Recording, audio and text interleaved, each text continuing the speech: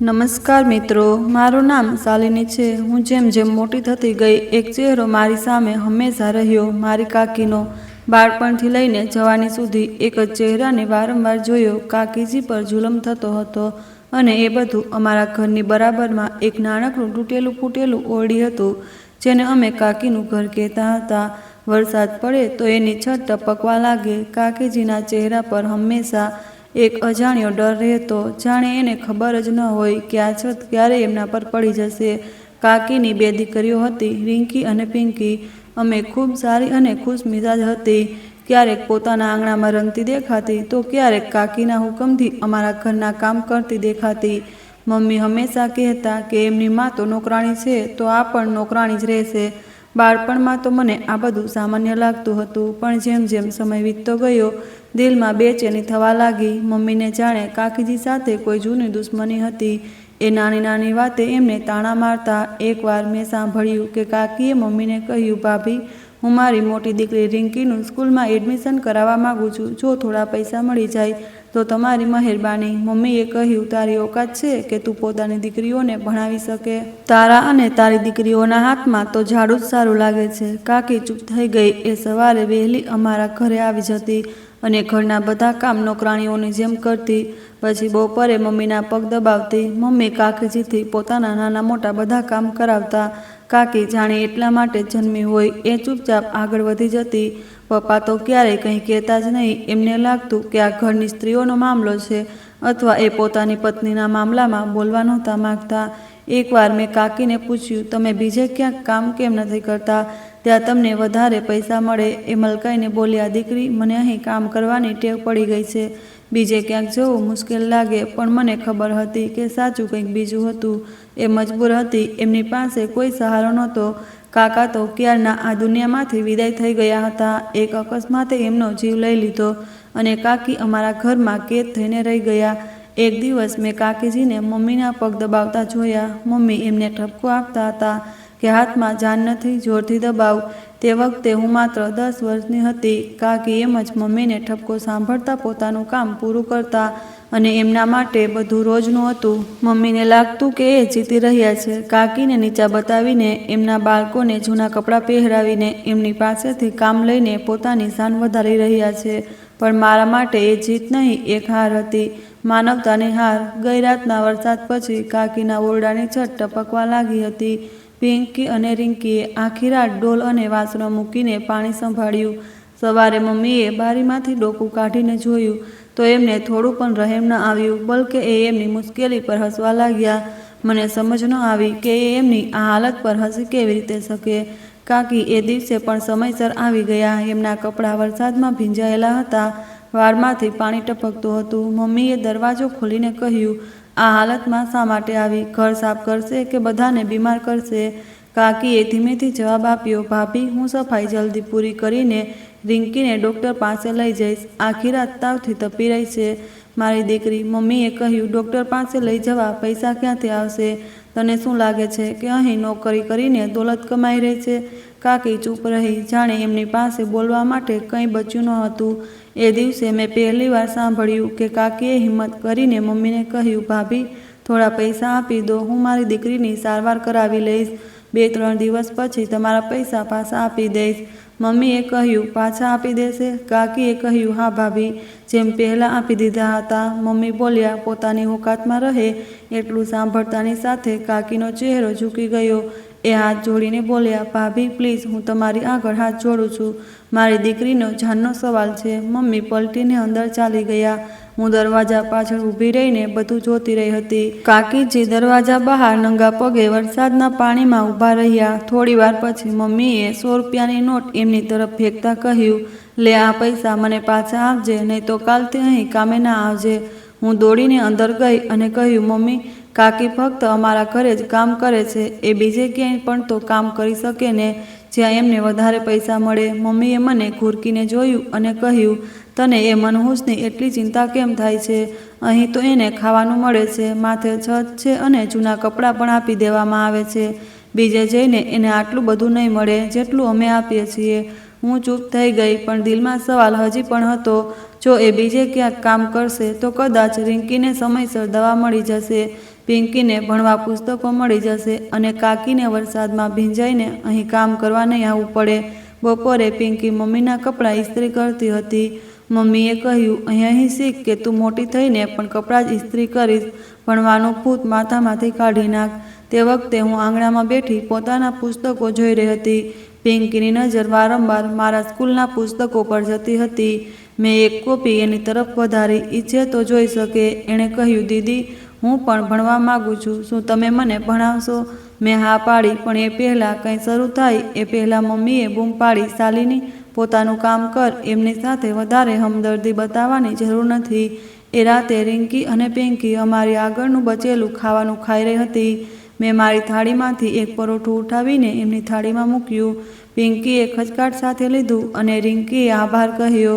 એ ક્ષણે મમ્મીની એક જોરદાર બૂમ આવી, શાલિની, તે એમને પરોઠું આપ્યું હતું. હવે ઘરની ખાવા પીવાની ચીજવસ્તુઓ વેચવા પણ શરૂ કરી દીધા. ચાલ પોતાના રૂમમાં જઈને ભણવા બેસ. જો એમની સાથે રહેવું એટલું સારું લાગે તો એમની સાથે જ એમના ઘરે ચાલી જા. હું ચૂપચાપ અંદર આવી ગઈ. કાકીની આંખોમાં આભાર હતો, પણ એની પાછળ ચિંતા પણ છુપાયેલી હતી. બીજી સવારે પિંકીએ સ્કૂલ જતા બાળકોને બહાર ઊભેલા જોયા, યુનિફોર્મમાં, ખભે બેગ લટકાવીને. રિંકીની આંખોમાં પણ એ ચમક હતી જે દરેક એ બાળકની આંખોમાં હોય છે જે સપના જુએ.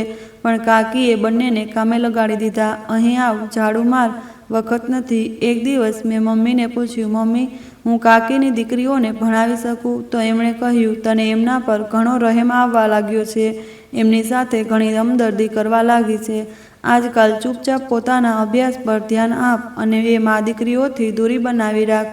મને કંઈ સમજાતું નહોતું કે આ દૂરી કયા મામલાની હતી. કાકી દરરોજ અમારા ઘરને સાફ કરતા હતા, બધા કામ કરતા હતા, અમારા વાસણો ધોતા હતા, અમારા પગ દબાવતા હતા, અમારા માટે ખાવાનું બનાવતા, પણ અમારું દિલ એમના માટે બંધ થઈ ચૂક્યું હતું. સવારનો સમય હતો. મમ્મી દરવાજે ઊભા હતા અને એમના હાથમાં કપડાની એક મોટી પોટલી હતી.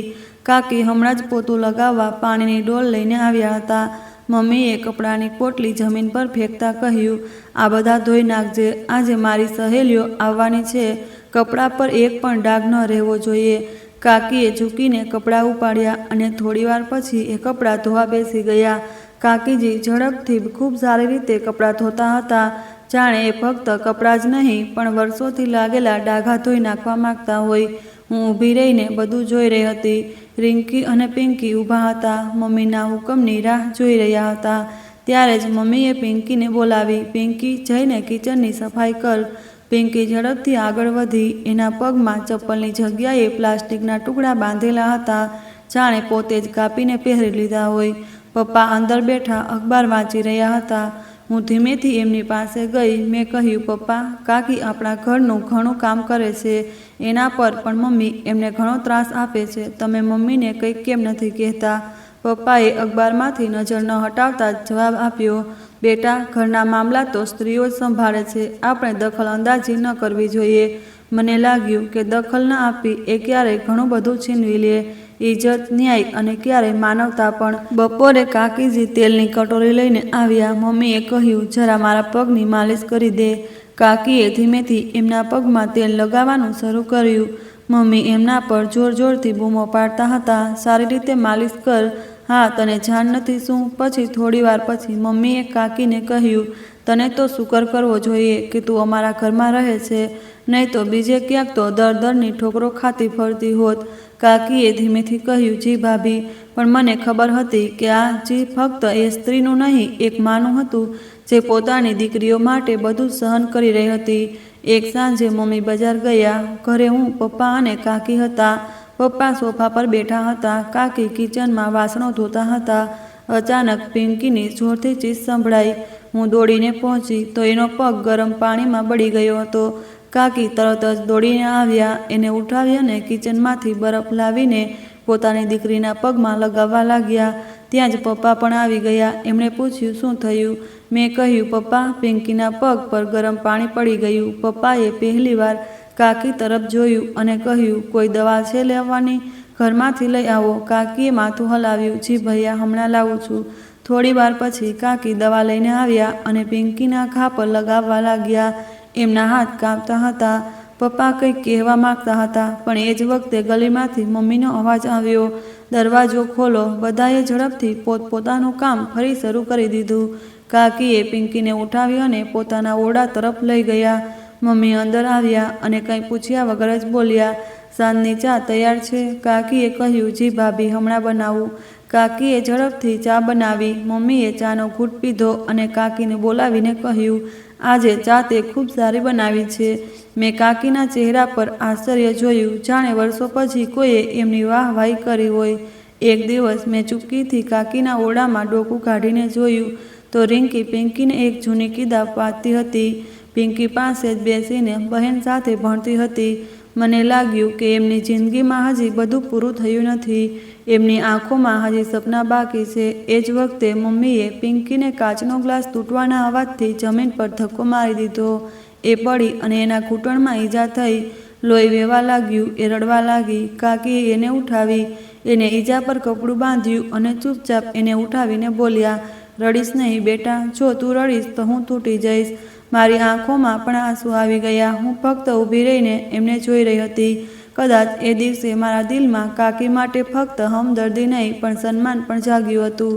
મારો એક ભાઈ પણ હતો, કબીરભાઈ, જે દિલ્હીમાં ભણવા ગયા હતા. હવે એમની નોકરી પણ લાગી ગઈ હતી અને એમણે પપ્પાના ખાતામાં પોતાની પહેલી પગાર ભેજી દીધી હતી. જ્યારે એમણે આ ખુશખબરી મમ્મીને ફોન પર કહી તો મમ્મીની ખુશીનો પાર ન રહ્યો. મમ્મીએ પપ્પાને કહ્યું, જુઓ, આપણા દીકરાએ તમારા ખાતામાં પહેલી પગાર મોકલી છે. ઉપરવાળો મારા દીકરાને આવી જ તરક્કી આપે. મને મારા દીકરા પર ખૂબ ગર્વ છે. ભાઈ સાથે વાત કરીને ફોન બંધ કરતા મમ્મીએ પપ્પાને કહ્યું, હું વિચારું છું કે આપણા દીકરાની નોકરી લાગી ગઈ. એ હવે કમાવા લાગ્યો છે. તો આ ખુશીમાં આપણે એક પાર્ટી રાખવી જોઈએ, જેમાં આપણા બધા મિત્રો અને સગા સંબંધીઓને બોલાવીએ. આવો મોકો વારંવાર થોડો આવે છે. પપ્પાએ કહ્યું, જેવું તમે ઠીક સમજો. પાર્ટીના આમંત્રણો શરૂ થઈ ગયા. મમ્મીએ બજાર જતાં જતાં મને કહ્યું, શાલિની, પોતાની કાકીને કહી દેજે કે ઘરની ખૂબ સારી રીતે સફાઈ કરી લે. કોઈ પણ કચરો ન રહેવો જોઈએ, ક્યાંય ગંદકી ન રહેવી જોઈએ. કાકીએ સાંભળ્યું તો બસ જી કહ્યું અને કામે લાગી ગયા. મેં જોયું એક સવારથી સાંજ સુધી ઘરના દરેક ખૂણે સાફ કરવામાં વ્યસ્ત હતા. રિંકી અને પિંકી પણ એમની સાથે ઘરના બધા કામમાં હાથ બટાવી રહ્યા હતા. મમ્મી બપોરે બજારથી પાછા આવ્યા તો પોતાની ખરીદી કરેલા બધા કપડાં બતાવવા લાગ્યા, જેમાં ખૂબ મોંઘી મોંઘી સાડીઓ હતી. મારા માટે પણ કેટલાક કપડાં લાવ્યા હતા. હું એમની પાસે જ ઊભી હતી. એ પોતાના બધા કપડાં મને બતાવી રહ્યા હતા. એમણે શોપરમાંથી એક કિંમતી અને ડિઝાઇનર સાડી કાઢી, જે ખૂબ જ સુંદર લાગતી હતી, જેની કઢાઈ અસંખ્ય ચમકતી હતી. મમ્મીએ કહ્યું, જુઓ બેટા, આ હું કાલે પાર્ટીમાં પહેરીશ. મને જોઈને બધાની આંખો ફાટીની ફાટી રહી જશે. હું એટલી બધી સુંદર લાગીશ. એ સાડી પોતાના પર લગાવીને આઈનાની સામે ઊભા થઈ ગયા. હું થોડીવાર એમની ખુશી જોતી રહી. પછી મારી નજર ખૂણામાં ઊભેલી કાકી પર ગઈ. એમના કપડાં ખૂબ જ જૂના અને ફાટેલા હતા. એમના હાથમાં ઝાડુ હતું અને ચહેરો ઉદાસ હતો. મેં મમ્મીને કહ્યું, મમ્મી, તમારી પાસે જો કોઈ જૂની સાડી હોય તો કાઢી દેજો. કાકીના કપડાં પણ ખૂબ જૂના અને ફાટેલા થઈ ગયા છે. કાલે પાર્ટીમાં એ પણ કંઈક સારું પહેરીને આવે. એમની હાલત જુઓ. ઓછામાં ઓછું કાલે તમે આ પેલી સાડી પહેરશે તો એમને પણ થોડી ખુશી મળશે. મમ્મીએ કહ્યું, શું કહ્યું તે? આ સુનીતાને હું મારા કપડાં આપું? તારા પર તો હમદર્દીનો ભૂત ખૂબ જ ચડી ગયો છે બેટા. તારી હમદર્દીઓ આ મા દીકરીઓ માટે થોડી વધારે જ જાગી રહી છે. કોઈ પણ માંગનાર સ્ત્રીને આપી દઈશ, પણ તારી કાકીને કંઈ નહીં આપું. આ સ્ત્રીની હાજરી પણ મને આ ઘરમાં બરદાસ્ત નથી. ખબરદાર, જો તે આ વાત ક્યારેય ફરીથી દોહરાવી તો. મમ્મીની વાત સાંભળીને હું ચૂપ થઈ ગઈ. બીજા દિવસે સવારથી પાર્ટીના ઇંતજામ વધુ ઝડપભેર ચાલુ થઈ ગયા. મમ્મીએ કહ્યું, મહેમાનોના આમંત્રણ માટે લિસ્ટ બનાવો. તો હું ડાયરી અને પેન હાથમાં લઈને બેસી ગઈ. મમ્મીએ એક એક નામ બોલવાનું શરૂ કર્યું. આપણા બધા સગાવાલા, મમ્મીની સહેલીઓ અને પપ્પાના કેટલાક મિત્રો, બધાને લિસ્ટમાં ઉમેરી દીધા. તો મેં કાકીનું નામ પોતે જ સૌથી છેલ્લે લખી દીધું. થોડીવાર પછી મમ્મીએ મારા હાથમાંથી ડાયરી લઈ લીધી. લિસ્ટ તપાસી અને અચાનક અટકી ગયા. એમની આંગળી કાકીના નામ પર અટકી ગઈ. પછી એમણે ડાયરીના એ પાના ફાડીને ટુકડે ટુકડા કરી નાખ્યા અને બોલ્યા, આ છેલ્લે શું તારી આ ગુંડાગીરી છે? તું સુનીતાને આમંત્રણ આપવા માગે છે? આખરે ક્યાં હકથી નોકરોને આમંત્રણ નથી આપવામાં આવતું? એ તો ફક્ત કામ કરવા માટે જ હોય છે. મેં ડરતા ડરતા કહ્યું, મમ્મી બસ એમ જ લખી દીધું હતું. તમે ઈચ્છો તો એમનું નામ કાપી પણ શકો ને, પણ તમે તો આખું લિસ્ટ જ ફાડી નાખ્યું. મમ્મીએ વધુ ગુસ્સો આવી ગયો. એમણે કહ્યું, એટલે જ કે તને સમજાય કે તારી કાકી આ ઘરમાં ફક્ત કામ કરે છે. જો તારી હમદર્દી એમની સાથે વધતી ગઈ તો કાલે તને પણ એમની સાથે એમના ઘરે મોકલી દઈશ, સમજી? હું ચૂપ થઈ ગઈ. મને ખરાબ તો લાગ્યું હતું, પણ મમ્મીની સામે હું શું બોલી શકું? કાકી ખૂબ સારું ખાવાનું બનાવતા હતા. મમ્મીએ એમને ખાવાની લિસ્ટ પકડાવી દીધી, જેમાં ઘણી બધી વેરાયટીનું ખાવાનું બનાવવાનું હતું. કાકી ખાવાની તૈયારીમાં લાગી ગયા. રિંકી શાકભાજી કાપી રહી હતી અને પિંકી વાસણ કાઢવામાં વ્યસ્ત હતી. કાકી, પિંકી અને રિંકી એ ત્રણેયને 1 મિનિટની પણ ફુરસદ નહોતી. કાકીએ પોતાની બંને દીકરીઓને પહેલેથી જ કહી દીધું હતું, 1 મિનિટ માટે પણ આરામ કરવા બેસી જશો નહીં, મહેમાન આવે છે. મને કોઈ ફરિયાદનો મોકો નથી જોઈતો. હું કાકી તરફ આશ્ચર્યથી જોઈ રહી હતી કે મારી મમ્મીનું દિલ જીતવા એ શું નથી કરી રહ્યા, અને બીજી તરફ મારી મમ્મી હતા જે ક્યારેય એમના પર દયા નથી રાખતા. મમ્મીનો અવાજ સવારથી સાંજ સુધી ગૂંજતો રહ્યો. ક્યારેક કોઈને કોઈ કામ સોંપે, ક્યારેક વાસણ સાચવો, સોફાના કવર બદલો, અને હા, ડિનર સેટ કાઢો, એ ચાઇના વાળો. હું પણ ઘરના કોઈને કોઈ કામમાં વ્યસ્ત હતી, પણ મમ્મીને ખબર હતી કે હું કાકી અને એમની દીકરીઓનું કામ હલકું કરવા માંગુ છું. એટલે કોઈને કોઈ કામ શોધીને આપતી હતી. મમ્મીએ મારો હાથ દબાવ્યો અને બોલ્યા, તને શું જરૂર પડી છે એમની સાથે કામમાં હાથ બટાવવાની? અરે, આ લોકોને અમે આ ઘરમાં કેમ રાખ્યા છે? એટલે ને કે નોકરાણી બનીને રહે. તું આ ઘરની માલકીનની દીકરી હોવા છતાં નોકરાણીઓ જેવું કામ કરે છે. સાંજ સુધી તારા ચહેરા પર થાકની લીટીઓ આવી જશે. જા અને આરામ કર. રાતે મહેમાન આવે ત્યારે સારી રીતે તૈયાર થઈને નીચે આવજે. અને હા, કહી દઉં છું, એ લોકો સાથે હમદર્દી કરવાની કોઈ જરૂર નથી. મમ્મીએ મારો હાથ એટલો જોરથી દબાવ્યો કે હું ડરી ગઈ અને ઝડપથી પોતાના રૂમમાં ચાલી ગઈ. રૂમમાં તો આવી ગઈ હતી, પણ મારું ધ્યાન વારંવાર કાકી અને એમની દીકરીઓ પર જ જતું હતું. થોડી વાર પછી રિંકી મારા રૂમમાં મારા માટે જ્યુસ લઈને આવી અને બોલી, દીદી, શું આજે અમે પણ તમારી સાથે બેસીને ખાવાનું ખાઈ શકીએ? મેં કહ્યું, રિંકી, હું આ વાતની ખાતરી નથી, પણ આશા છે કે તમે લોકો પણ અમારી સાથે બેસીને પેટભર ખાવાનું ખાઓ. હું મમ્મીને મનાવવાની કોશિશ કરીશ. મારી વાત સાંભળીને રિંકીના ચહેરા પર મુસ્કાન આવી ગઈ. જ્યારે સાંજે હું નીચે ઉતરીને આવી તો રિંકીએ મને જોઈને કાકીને કહ્યું, માં, શાલિની દીદીએ કહ્યું છે કે મોટી માજીને કહેશે કે આપણે એની સાથે મહેમાનો સાથે બેસીને ખાવાનું ખાઈ શકીએ. કાકીએ એને ઠપકો આપીને ચૂપ કરાવી. ચૂપ રહે બેટા, પોતાના કામ પર ધ્યાન આપ. એણે કહ્યું, માં, મને કેમ ઠપકો આપો છો? દીદીએ મારી સામે જ કહ્યું હતું. હું એમની સામે શર્મિંદા થઈ ગઈ.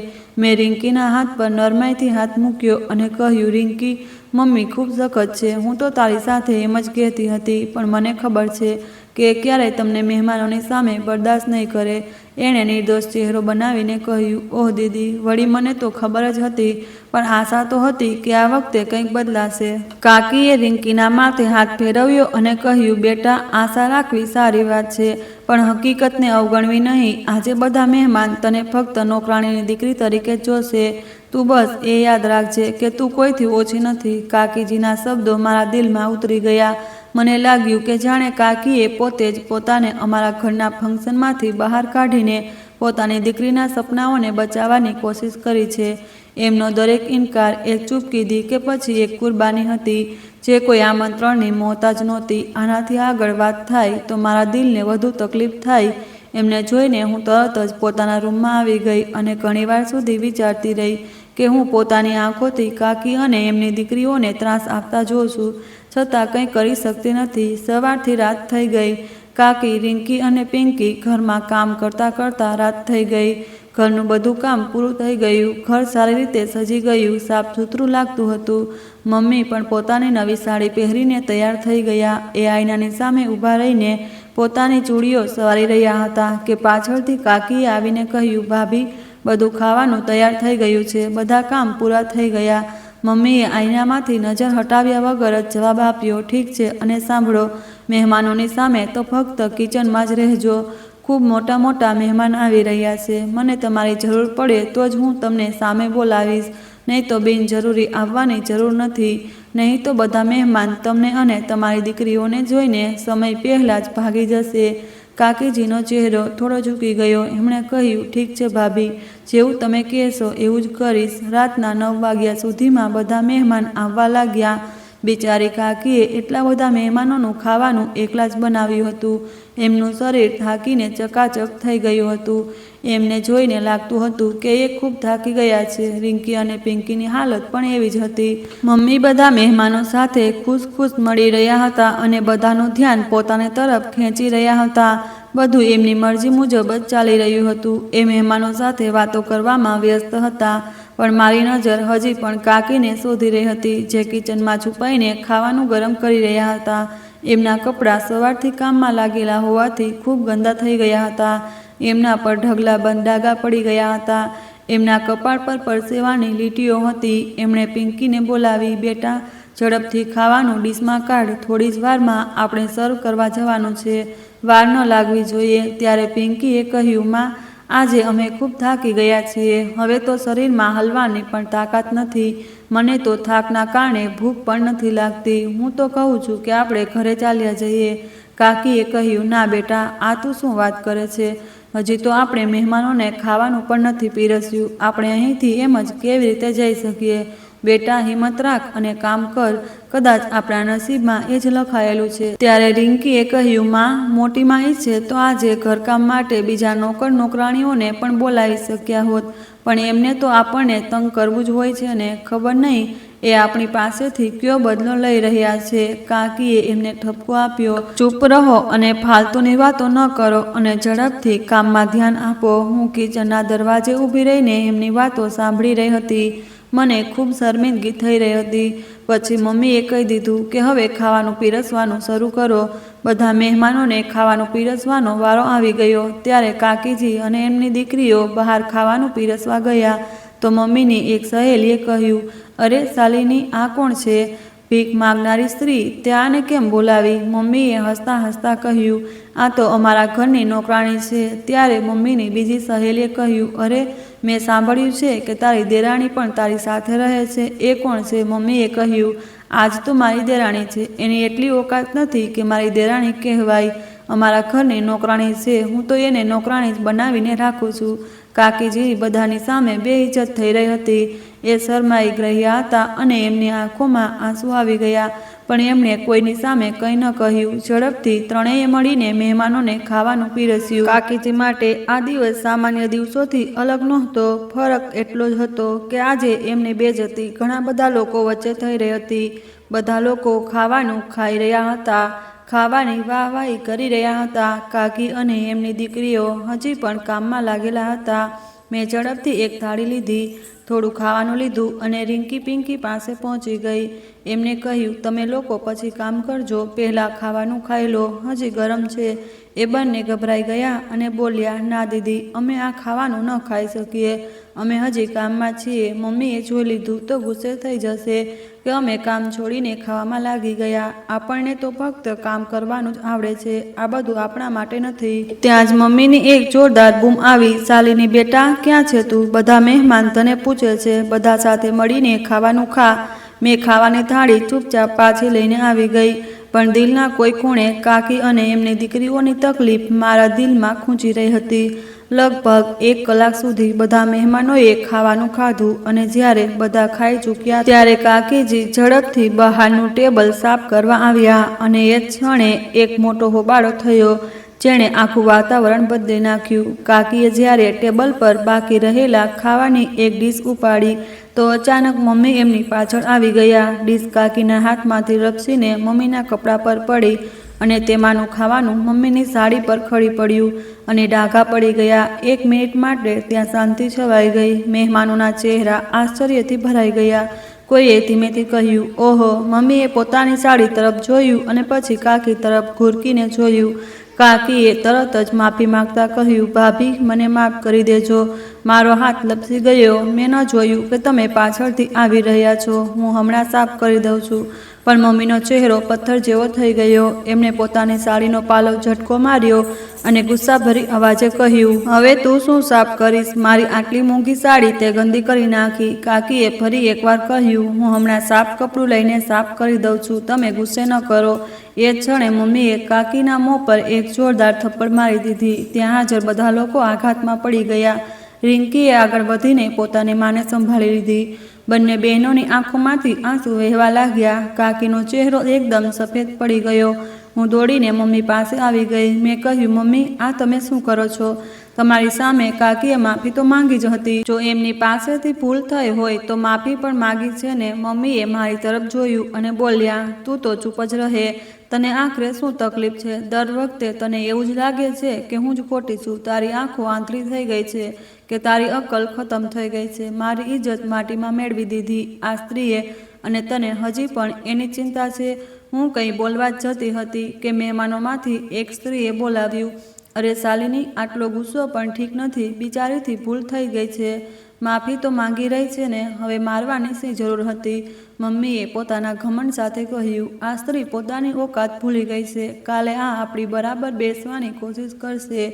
હું હજી પણ એ જ કહું છું કે એની ઓકાત બે કોડીની છે. આવા લોકો નોકરી કરવા માટે જ જન્મ્યા છે, ઇજ્જત આપવા માટે નહીં. કાકીએ માથું ઝુકાવી દીધું. એમની આંખોમાંથી આંસુ વહી રહ્યા હતા અને એ ચૂપ હતા.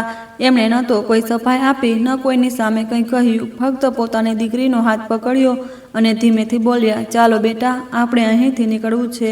રિંકી અને પિંકી નીચી નજરે વાસણ સાચવી રહ્યા હતા. ત્યારે કાકીએ એમને રોક્યા અને કહ્યું, રહેવા દે બેટા, છોડી દે.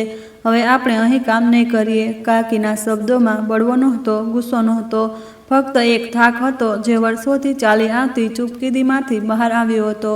હું એમની પાછળ જવા માંગતી હતી, એમનો હાથ પકડવા માંગતી હતી, પણ મમ્મીનો અવાજ સંભળાતા જ મારા પગ થંભી ગયા. એ બોલ્યા, જો એમને રોકવાની કોશિશ કરી તો તને પણ એમની સાથે જવું પડશે. કાકીએ પોતાની બંને દીકરીઓનો હાથ પકડીને અમારા ઘરમાંથી નીકળી ગયા અને પોતાના નાનકડા ઘરમાં દાખલ થઈ ગયા. એમની દીકરીઓ પણ ચૂપચાપ ચાલી રહી હતી. ઘરમાં ફરીથી અવાજો ઉઠ્યા, પણ હવે એ પાર્ટીના નહીં. લોકો વાતો બનાવી રહ્યા હતા. મહેમાનોના ચહેરા પર હાસ્ય નહીં, પ્રશ્નો હતા. કેટલીક સ્ત્રીઓ એકબીજાના કાનમાં કંઈક કહી રહી હતી. કોઈએ ધીમેથી કહ્યું, બેઇજ્જતી કરવાની પણ કોઈ હદ હોય છે. મમ્મીએ જાણે એ બધું સાંભળ્યું જ ન હોય. એ પોતાના કપડાં પર લાગેલા ડાઘ જોઈ રહ્યા હતા, જાણે એનાથી વધુ નુકસાન કંઈ ન થઈ શકે. બોલ્યા, મારી આટલી ગમતી અને સુંદર સાડી બગાડી નાખી. પહેલીવાર મને લાગ્યું કે શાયદ ઇજ્જત આપવાની અને લેવાની ઓકાત કપડામાં નહીં, માણસના વર્તનમાં હોય છે. પાર્ટી પૂરી થયા પછી બીજા દિવસનું વાતાવરણ સંપૂર્ણ શાંત હતું. કાલે જે ઘરમાં મહેમાનોના અવાજો ગુંજી રહ્યા હતા, આજે ત્યાં ફક્ત વાસણોની ખણખણાટ સંભળાતી હતી. ઘરનું બધું કામ જોવા મમ્મીએ બીજા નોકરોને બોલાવી લીધા હતા, કારણ કે આજે સવારથી કાકી અને એમની દીકરીઓ અમારા ઘરે આવ્યા જ નહોતા. મમ્મી હંમેશા નાસ્તા પછી કાકી અને એમની દીકરીઓના કામમાં ખામી કાઢવા લાગી જતા. આજે સોફા પર ખૂબ ચૂપચાપ બેઠા હતા. હું કિચનમાં હતી ત્યારે અચાનક મમ્મીનો અવાજ સંભળાયો, શાલિની બેટા, મારું માથું ફરી રહ્યું છે. એ જોર જોરથી બૂમો પાડી રહ્યા હતા. હું દોડીને હોલ તરફ ગઈ તો જોયું કે મમ્મીનું શરીર એક બાજુ પડેલું હતું. એમની આંખો ખુલ્લી હતી, પણ જીભ જાણે કેદ થઈ ગઈ હોય. મેં ઝડપથી પપ્પાને બોલાવ્યા. એ મમ્મીને સહારો આપીને ગાડીમાં બેસાડવા લાગ્યા. મેં પાણીનો ગ્લાસ પકડ્યો, પણ મમ્મીના હાથમાં જાણે જાન જ નહોતી. હોસ્પિટલ પહોંચતા જ મમ્મીને ઇમરજન્સી વોર્ડમાં દાખલ કરી દેવામાં આવ્યા. ડૉક્ટર ઝડપથી હરકતમાં આવી ગયા. 1 કલાક પછી ડૉક્ટર બહાર આવ્યા. એમણે કહ્યું કે પેશન્ટને બ્રેન હેમરેજ થયું છે, જેના કારણે પેરાલિસિસની અસર ડાબી બાજુએ થઈ ગઈ છે. પપ્પાએ કાંધા ઝુકાવી દીધા. હું ચૂપ હતી. મારી આંખો સામે અચાનક કાકીનો થપ્પડ ખાઈને રડતા રડતા જતા ફરી જઈ રહ્યા હતા. મમ્મી હોસ્પિટલના રૂમમાં બેહોશ પડ્યા હતા. મમ્મીને જોઈને મને અહેસાસ થયો કે આ એમના જુલમની સજા છે, એ જ થપ્પડ, એ જ બેઇજ્જતીની. અને બીજા દિવસે મમ્મીની આ હાલત વખતે પલટી મારીને જવાબ આપી દીધો હતો. પપ્પાએ ધીમેથી કહ્યું, ડૉક્ટર કહે છે કે તારી મમ્મીનું પૂરેપૂરું સ્વસ્થ થવું શક્ય નથી. એમની ખૂબ સંભાળની જરૂર પડશે. મેં પૂછ્યું, પપ્પા, શું મમ્મી કંઈ સાંભળી શકે છે? પપ્પાએ કહ્યું, કદાચ હા, પણ બોલી નહીં શકે. મેં વિચાર્યું કે શું કાકી અને એમની દીકરીઓને મમ્મીની આ હાલતની ખબર હશે? શું એ લોકો અમારા ઘરે કામ કરવા આવશે? એ મમ્મીની આ હાલત સાંભળીને ખુશ થશે કે એમના દિલમાં પણ દુઃખ થશે? સાંજે જ્યારે હું હોસ્પિટલમાંથી ઘરે પાછી આવી તો ઘરની હાલત ખૂબ ખરાબ થઈ રહી હતી. મમ્મીએ જે નોકરાણીને કામ માટે બોલાવી હતી એ થોડું ઘણું કામ કરીને ઘરે ચાલી ગઈ હતી. કાકીના ન આવવાથી ઘરની હાલત ખૂબ ખરાબ થઈ ગઈ હતી. પિંકી અને રિંકીની હાજરીની ઘરમાં ટેવ પડી ગઈ હતી. પપ્પાએ મને કહ્યું, બેટા હવે તને જ ઘર સંભાળવું પડશે. તારી મમ્મીની જવાબદારી હવે તારી જવાબદારી છે. હું ચૂપચાપ અંદર ચાલી ગઈ. બીજા દિવસે મેં પિંકીને સ્કૂલેથી આવતા જોયું. એ અમારા ઘરના દરવાજે ડોકિયું કરી રહી હતી. મેં દરવાજો ખોલ્યો અને કહ્યું, પિંકી, કાકી કેવા છે? પિંકીએ ધીમેથી માથું હલાવ્યું. જી ઠીક છે, પણ અમે સાંભળ્યું છે કે મોટી માં હોસ્પિટલમાં છે. અમે લોકો એમના માટે પ્રાર્થના કરી રહ્યા છીએ. મેં કહ્યું, કાકીજી હોસ્પિટલ આવી શકે? શાયદ મમ્મીની તબિયત કંઈક સારી થઈ જાય. પિંકી બોલી, મારી માં કોઈની સાથે નફરત નથી કરતી, પણ એમના દિલમાં ઘણું બધું દબાયેલું છે. હું ચૂપ થઈ ગઈ. એ જ મારી કાકી હતા જેમને મારી મમ્મીએ વારંવાર નીચા બતાવ્યા. આજે એ અમારા માટે પ્રાર્થના કરી રહ્યા હતા. સાંજે હું ફરી હોસ્પિટલ ગઈ. મમ્મી એમ જ બેહોશ પડ્યા હતા. મમ્મીને જોઈને વિચાર્યું કે એ સ્ત્રી છે જે બીજાને આંગળીના ઈશારે નચાવતી હતી, આજે એમની આંગળી પોતે હલી નથી શકતી. રાતે જ્યારે હું હોસ્પિટલમાંથી પાછી આવી તો પહેલી વાર મેં કાકીની કોઠી જેવા ઘર પર ટકોર કરી. રિંકીએ દરવાજો ખોલ્યો. મને આશ્ચર્યથી જોઈને બોલી, માં સૂતા છે, એમની તબિયત ઠીક નથી. મેં કહ્યું, ઠીક છે, જ્યારે જાગે ત્યારે કહી દેજે કે હું આવી હતી. રિંકીએ કહ્યું, દીદી તમે પરેશાન ન થવો, મોટી માં ઠીક થઈ જશે. મેં નજર નીચે કરીને કહ્યું, ખબર નહીં, તમે પ્રાર્થના કરો. મારા દિલમાં વિચાર આવ્યો કે શાયદ કાકીની પ્રાર્થનાઓ જ એ એકમાત્ર વસ્તુ છે જે હવે બધું બદલી શકે. જુલમની સામે એમણે હંમેશા સબ્ર કર્યો હતો. એ સબ્ર હવે ન્યાય બનીને પાછો ફર્યો હતો. મમ્મીને હોસ્પિટલમાં દાખલ થઈએ 10 દિવસ થઈ ગયા હતા. એમની હાલત વધુ સારી નહોતી. શરીરનો એક બાજુનો ભાગ અને જીભ બંધ થઈ ગઈ હતી. આંખોમાં ક્યારેક ક્યારેક હોશ ઝલક મારી દેતો હતો. હું દરરોજ હોસ્પિટલ જઈને કોઈ ભાર તળે દબાઈ ગયેલી અનુભવતી હતી. ઘર સંભાળવું, મહેમાનોને જવાબ આપવો મારા માટે થોડું મુશ્કેલ થઈ ગયું હતું. મેં નક્કી કરી લીધું કે હું કાકી પાસે જઈશ. આટલા દિવસથી મારા દિલમાં એક સવાલ બેકરાર હતો. આખરે મમ્મીને કાકીથી આટલી નફરત કેમ હતી? મેં ક્યારેય કાકીને સમજી ન શક્યા. મેં એમના ઘરના દરવાજે ટકોરા કર્યા તો રિંકીએ દરવાજો ખોલ્યો. અંદર પ્રવેશતા જ મેં કાકીને ઓરડામાં બેઠેલા જોયા. એમનો ચહેરો ખૂબ કમજોર લાગતો હતો, પણ આંખોમાં એ જ શાંતિ અને ઠેરાવ હતો. મેં કહ્યું, કાકી. એમણે નજર ઊંચી કરીને મારી તરફ જોયું. હું એમની સામે બેસી ગઈ. મેં કહ્યું, કાકી, મારે તમારી પાસે એક વાત કરવી છે. એમણે કહ્યું, બોલો બેટા. મેં બંને હાથ જોડીને એમની સામે રાખી દીધા અને કહ્યું, હું તમારી પાસે અને તમારી દીકરીઓ પાસે મારી મમ્મી પ્રતિ માફી માગું છું. એ જે ક્યારેય પોતે કહી ન શક્યા, પણ હું દિલથી શર્મિંદા છું. કાકીએ મારા હાથ પકડી લીધા અને બોલ્યા, બેટા તું કેમ માફી માગે છે? તારો શો કસૂર? મેં કહ્યું, મારી પરવરિશ મારી મમ્મીના હાથે થઈ છે. મેં જે કંઈ જોયું, જે કંઈ શીખ્યું એમાં ફક્ત ચૂપકીદી અને તમાશો જોવા જ સમાવિષ્ટ હતો. તે મારા માથા થતો જુલમ ક્યારેય રોક્યો નહીં, ફક્ત અનુભવ્યો. મારો અવાજ કાંપી રહ્યો હતો. કાકીએ ચૂપચાપ મારી વાત સાંભળી. પછી ધીમેથી બોલ્યા, તારી મમ્મીએ મારી સાથે જે કર્યું એ ઘણા વર્ષો પહેલાંની એક વાર્તાને કારણે છે. મેં કહ્યું, કાકી, હું બધું જાણવા માગું છું. સત્ય જાણીને આજે મારા દિલનો બોજ કંઈક હલકો થઈ જાય. કાકીએ કહ્યું, તારા કાકા સાથે મારા લગ્ન પસંદગીના હતા. અમે એકબીજાને ઓળખતા હતા, ચાહતા હતા. તારી દાદીને આ વાતથી કોઈ વાંધો નહોતો, પણ તારી મમ્મી મને પસંદ નહોતા કરતા. એમના અરમાન કંઈક બીજા હતા. એ પોતાની દેરાણી એટલે તારા કાકા સાથે પોતાની નાની બહેનના લગ્ન કરાવવા માંગતા હતા. જ્યારે એમને ખબર પડી કે અમને લગ્ન કરી લીધા છે, ત્યારથી જ એમના દિલમાં મારા માટે નફરત જાગી ગઈ. મેં આશ્ચર્યથી પૂછ્યું, પણ કાકી, ફરી પણ આટલા વર્ષોની દુશ્મનીમાં તમે મારી મમ્મી સાથે કેવી રીતે ગોઠવાણ કર્યું? એમણે કહ્યું, લગ્ન પછીના કેટલાક વર્ષો ખૂબ સારા પસાર થયા. તારા કાકા ખૂબ સારા માણસ હતા, મને ખૂબ પ્રેમ કરતા હતા. મેં પોતાનું બધું છોડીને એમની સાથે નવું જીવન શરૂ કર્યું હતું. પણ જ્યારે એક અકસ્માતમાં એમનું અવસાન થયું ત્યારે મારું જીવન ઉજળ થઈ ગયું અને ત્યારથી હું તમારા ઘરના દરવાજે આવી. તારા પપ્પાએ તો મને સ્વીકાર કરી લીધી. મોટું દિલ કરીને કહ્યું કે આ ઘર તારું પણ છે, તું અહીં રહી શકે. શરૂઆતમાં મને લાગ્યું કે બધું ઠીક થઈ જશે, પણ ભાભીના દિલમાં તો જૂની નફરત છુપાયેલી હતી. એમણે મારી પાસેથી બદલો લેવાનું શરૂ કરી દીધું. મેં કહ્યું, તો પછી તમે એ ઘરમાં રહ્યા? એમણે આંખોમાં આંસુ ભરીને કહ્યું, હા, કારણ કે આ દુનિયામાં મારું કોઈ નહોતું. માયકેવાળા બધા મારાથી નારાજ હતા. કોઈ મને માફ કરવા તૈયાર નહોતું, કારણ કે મેં એમની મરજી વિરુદ્ધ લગ્ન કર્યા હતા.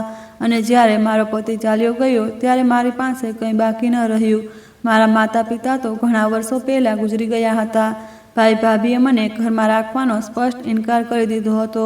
અહીં રહેવું મારા માટે ખૂબ બેઇજ્જતી હતી, પણ દીકરીઓની સુરક્ષા માટે હું ચૂપ થઈ ગઈ. આ બધું સાંભળવું મારા માટે નવું હતું, પણ કાકીના ચહેરા પર એવો સુકૂન હતો જાણે ઘણા વર્ષોથી આ બધું એમના સીનામાં જીવી રહ્યું હતું. આગળ એમણે કહ્યું, એક દિવસ તારી મમ્મીએ મને સ્પષ્ટ કહી દીધું હતું કે જો અહીં રહેવું હોય તો જીભ બંધ રાખવી પડશે, સવાલ ન કરવા, જવાબ ન આપવો, ફક્ત સેવા કરવી. મેં હા કહી દીધી. મારી એક જ શરત હતી કે મારા બાળકોને છાપરું મળી રહે. બેટા, પોતાના બાળકોની ખાતર મેં આ બધું કર્યું. તારી મમ્મીનો દરેક જુલમ ચૂપચાપ સહન કરતી રહી. મેં કહ્યું, કાકી, મને ખબર હતી કે ઉપરવાળાની લાકડી બિન આવાજ હોય છે. મમ્મી બોલી નથી શકતા, પણ અંદરથી બધું સાંભળી રહ્યા છે. એ હવે માફી માંગવા માંગે છે. કાકીએ કહ્યું, હું અનુભવ કરી શકું છું. તારી ખાતર હું તારી મમ્મીને દિલથી માફ કરી ચૂકી છું. એમના માટે પ્રાર્થના પણ કરી રહી છું કે એ સ્વસ્થ થઈ જાય. કાકીએ એ પાસું જે ક્યારેય શબ્દો ન બની શક્યો, આજે મારી સામે ખુલ્લો થઈ ગયો, જેને મેં ક્યારેય સમજવાની કોશિશ ન કરી. મેં કાકીને કહ્યું, કાકી, તમારા જેવી માં કદાચ હોય તો તમે આ તમારી દીકરીઓ માટે જે સહન કર્યું એ નાકાબિલે બરદાસ્ત છે. કાકીએ કહ્યું, બેટા, હવે તું ઘરે જા. તારી મમ્મી ઠીક થઈ જશે. હું એમના માટે પ્રાર્થના કરી રહી છું. મેં કહ્યું, તમે મમ્મીને માફ કરવા અને એમને મળવા હોસ્પિટલ જશો ને?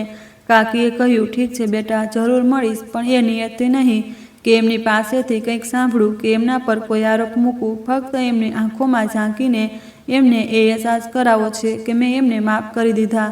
બીજા દિવસે હું હોસ્પિટલ ગઈ તો મેં મમ્મીને કહી દીધું કે કાકી તમને મળવા આવવા માગે છે. એ કંઈ કહી તો ન શકતા, પણ વાત સાંભળી શકતા હતા.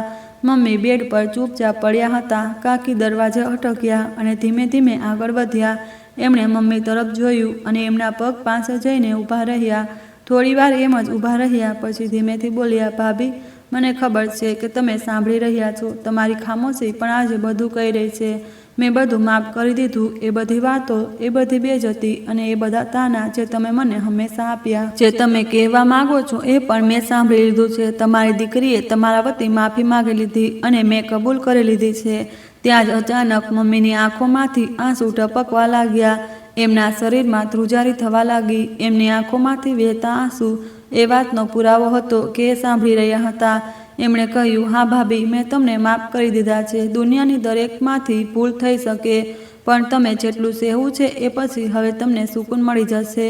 મેં કાકીને કહ્યું, તમારા જેવી સ્ત્રી ખૂબ ઓછી હોય છે. એમણે પલટીને કહ્યું, બેટા, ફક્ત એ જ પ્રાર્થના છે કે મેં જે સહન કર્યું એ કોઈ બીજાને સહેવું ન પડે. મમ્મીના ઓરડામાં હવે એક સુકૂન હતું. હું કાકી તરફથી ખૂબ ખુશ હતી. મમ્મીની સારવાર ચાલુ હતી. કબીરભાઈ પણ દિલ્હીથી પાછા આવી ગયા હતા. એ મમ્મી માટે ખૂબ ચિંતિત હતા. કેટલાક દિવસ પસાર થયા પછી મમ્મીને હોશ આવી ગયો. અમે ઝડપથી એમના રૂમમાં પહોંચી ગયા. મમ્મીની આંખો ખુલી હતી, પણ જીભ હજી પણ ખામોશ હતી. હું મમ્મી પાસે ગઈ અને બોલી, મમ્મી, હું તમારી દીકરી છું. શું તમે કંઈ કહેવા માગો છો? મમ્મીની આંખોમાં આંસુ આવી ગયા. મેં કહ્યું, મમ્મી, તમારે ચિંતા કરવાની જરૂર નથી. કાકીએ તમને માફ કરી દીધા. એ કંઈક કહેવા માંગતા હતા, પણ જીભ સાથ નહોતી આપતી. ભાઈએ પણ જ્યારે મમ્મીની બધી હરકતોથી ખબર પડી તો એ પણ શર્મિંદા થઈ ગયા. સાંજે જ્યારે પપ્પા આવ્યા તો એમણે કહ્યું, બેટા, મેં એક નિર્ણય લીધો છે. તારી મમ્મીની તકલીફ વધુ ન વધે એટલા માટે. હું પપ્પાને આશ્ચર્યથી જોવા લાગી. એમણે કહ્યું, જે ઘરમાં આપણે રહીએ છીએ એ ઘર ફક્ત મારું જ નથી, તારા કાકાનું પણ છે. કાયદાકીય રીતે મારા પિતાજીએ આ ઘર અમે બંને ભાઈઓના નામે કરી દીધું હતું.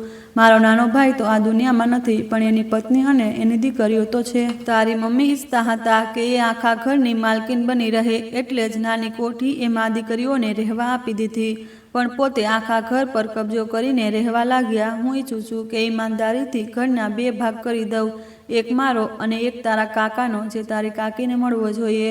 એ ખૂબ તકલીફમાં છે અને એ નાની કોઠીમાં મોટી મુશ્કેલીથી જીવન પસાર કરી રહી છે. તારી મમ્મી ચાલાકી બતાવવા માંગતા હતા, આખા ઘર પર પોતાનો જ કબજો કરવા માંગતા હતા, એટલે જ એમણે પોતાની દેરાણીને હંમેશા પોતાના જૂતાની ટેરવે રાખી. પણ હવે એવું નહીં થાય. હું ઈચ્છું છું કે આપણા પર વધુ તકલીફોનો પહાડ ન તૂટે. તારી મમ્મીને વધુ તકલીફ ન સહેવી પડે એટલે કાલે વકીલને બોલાવીને હું ઘરનો અડધો ભાગ તારી કાકીના હવાલે કરી દઈશ. હું અને ભાઈ પપ્પાની વાત સાંભળીને ખુશ થઈ ગયા. ભાઈએ કહ્યું, પપ્પા તમે તો ખૂબ સારું કર્યું. શાયદ તમારા આમ કરવાથી મમ્મીને થોડો વધુ સુકૂન મળી જશે. એમની સજામાં થોડી ઓછી થઈ જશે. બીજા દિવસે પપ્પાએ એવું જ કર્યું. કાકીને બોલાવીને બધું કહીને સુનાવ્યું અને કહ્યું, હવે આ ઘરના અડધા ભાગમાં તારો અને તારી દીકરીઓનો હક છે. કાકીની આંખોમાં આંસુ આવી ગયા. એમની દીકરીઓએ આશ્ચર્યથી જોયું અને કહ્યું, માં હવે આપણે અહીં રહીશું? પપ્પાએ કહ્યું, ના બેટા, તમે તમારા ઘરમાં રહેશો. એ જ દિવસે ડૉક્ટરે કહ્યું કે તમારી મમ્મીની તબિયતમાં કંઈક સુધારો થયો છે. એ સાંભળીને અમે બધા ખુશ થઈ ગયા. વખત વીતતો ગયો અને મમ્મીની તબિયતમાં થોડો થોડો સુધારો આવવા લાગ્યો.